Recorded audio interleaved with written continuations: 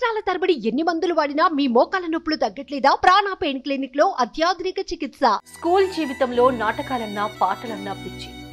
Cinema నిర్మాణంలోనూ తన mark చూపించిన రామోజీ. టాలీవుడ్ కు ఎంతో మంది నటుల పరిచయం. ఓ సినిమాలో జడ్జిగా నటించిన రామోజీరావు.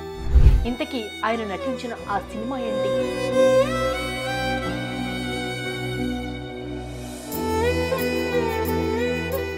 రకరకాల రంగాల్లో అద్భుత విజయాలు సాధించిన రామోజీరావుకు కళారంగం అంటే ఒక ప్రత్యేకమైన అభిమానం. ఆ అభిమానమే ఆయన చేత ఎన్నో సినిమాలు తీయించింది, ఎన్నో టీవీ సీరియల్స్ నిర్మింపజేసింది. సినిమా రంగానికి అవసరమైన వనరులను అందించడానికి ప్రేరేపించింది. ఆ అభిమానమే ఆయన్ను ఓ సినిమాలో నటింపచేసింది కూడా. ఇంతకీ ఆయన ఏ సినిమాలో నటించారో తెలుసా?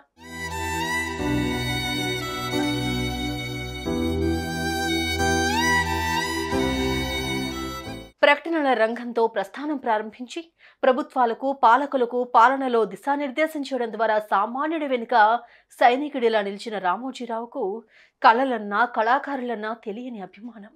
రోజంతా కష్టపడి పనిచేసి సంధ్యవేళ సేద తీరే సామాన్యుడికి వినోదం అందించడం ద్వారా ఆ కష్టాన్నంతా మరిచిపోయేలా చేయాలన్న ఆయన ఆలోచన సినిమా నిర్మాణ రంగం వైపు దృష్టి మరల్చింది. సరిగ్గా 40 ఏళ్ల కిందట శ్రీవారికి ప్రేమలేఖ సినిమాతో ఉషా కిరణ్ మూవీస్ సినిమా రంగంలోకి ఎంటర్ అయింది. కుటుంబ సంబంధాలు గొప్పదనాన్ని వివరిస్తూ అందుకు వినోదాన్ని జత చేస్తూ సాగే కథనాలకు ఆయన ఓకే చెప్పేవారు. స్ఫూర్తిదాయకమైన కథనాలను ప్రోత్సహించేవారు. ఆ క్రమంలోనే కాంచనగంగా, సుందరి సుబ్బారావు, మయూరి ప్రతిఘటన, ప్రేమించి పెళ్ళాడు, మల్లెమొగ్గలు, కారుదిద్దిన కాపురం, చందమామరావే, ప్రేమాయణం, ఓ భార్య కథ, మౌన పోరాటం, పైలా పచ్చీసు, జడ్జిమెంట్, మామా Shri Manasu Mamatha, Amma, Ashwini, people's encounter, Jagannatham and sons, Vasundhara, daddy daddy, mechanic Mamayya, Nuvve కావాలి, దీవించండి, నిన్ను చూడాలని, ఆకాశ వీధిలో, ఆనందం, ఇష్టం, మనసుంటే చాలు, ప్రియనేస్తమా, నీతో, ఒక రాజు ఒక రాణి, తొలిచూపులోని, ఆనందం ఆనందమాయే, వీధి, నచ్చావులే, నిన్ను కలిసాక, బెట్టింగ్ బంగారరాజు, నువ్వేలే, బీరువా, దాగుడు మూతుల దండాకోర్ లాంటి పూర్తి స్ఫూర్తిదాయక వినోదాత్మక చిత్రాలను ఆయన తెలుగు ప్రజలకు అందించారు.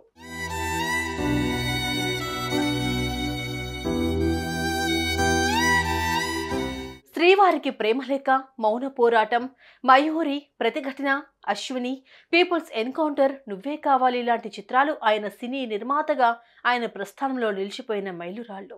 వీటిలో నువ్వే కావాలి సినిమాకు బెస్ట్ ఫీచర్ ఫిలిం విభాగంలో నేషనల్ ఫిలిం అవార్డు దక్కింది. ఇతర ఎన్నో సినిమాలకు రకరకాల విభాగాల్లో అవార్డుల పంట పండింది. ఇలా ఏ విభాగంలోకి ఆయన ఎంటర్ అయినా, ఏ వ్యాపారం చేసినా అద్భుతమైన సక్సెస్. ఆయన పరిస్థితులను తన ఆలోచన శక్తితో సృష్టించుకునేవాడు ఆ కళా పిపాసి.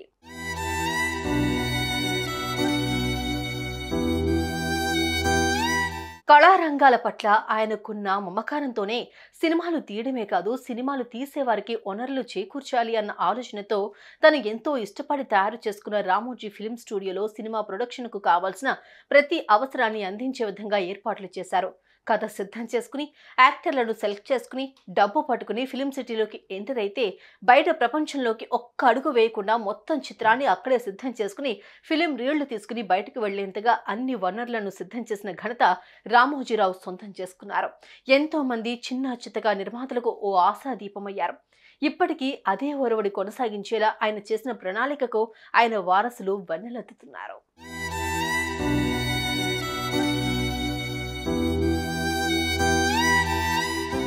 ఎంత గొప్ప పనులు చేసినా, ఎంతటి అద్భుత విజయాలు సాధించినా సరే ఇది నా గొప్ప అని చెప్పుకునేందుకు ఇసుమంత కూడా ఇష్టపడని రామోజీరావు కళ పట్ల ఉన్న మమకారంతోనే కాబోలు ఓ సినిమాలో నటించారు.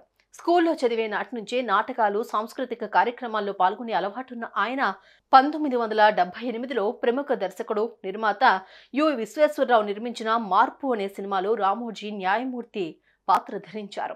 అప్పట్లో అదో పెద్ద సెన్సేషనల్ వార్తైంది. అతిథి పాత్రలో నటించినా కూడా రామోజీరావు ఫోటో సినిమా పోస్టర్ల మీద కూడా ప్రత్యక్షమైంది.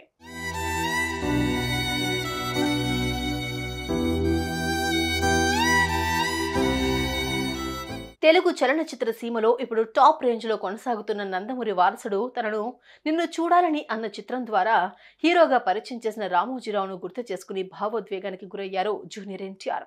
ఆయన లేని లోటు సినిమా పరిశ్రమకు తీరని లోటంటూ వెల్లడించారు. ఇలా తెలుగు సినీ ప్రపంచంతో పాటు యావత్ భారతదేశ సినిమా పరిశ్రమలో తన వంతు పాత్ర పోషించిన Ramoji Rao one of the icons of world film industry అన్నది మాత్రం కాదనలేని నిజం. సుమన్ టీవీలో మీ పర్సనల్ అండ్ బిజినెస్ ప్రమోషన్స్ కోసం కింది నెంబర్కి కాంటాక్ట్ చేయండి.